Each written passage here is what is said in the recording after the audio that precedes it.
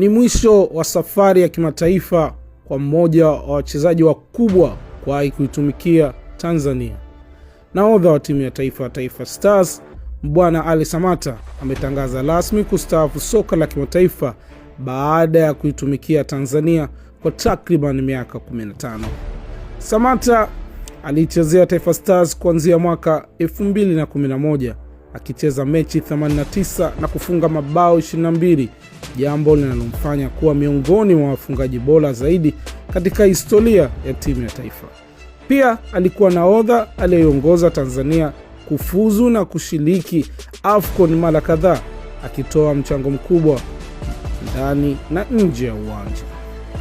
Mbali na mafanikio ya timu ya taifa, Samata aliandika historia kwa kuwa Mtanzania wa kwanza kucheza ligi kuu ya England baada ya kujiunga na Aston Villa.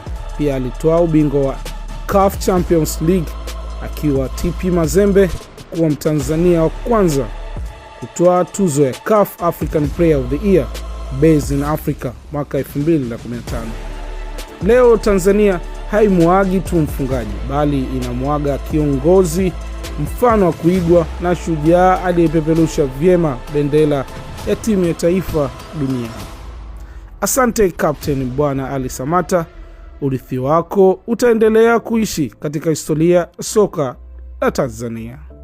Hii ni LK Plus, mpaka wakati mwingine, asante.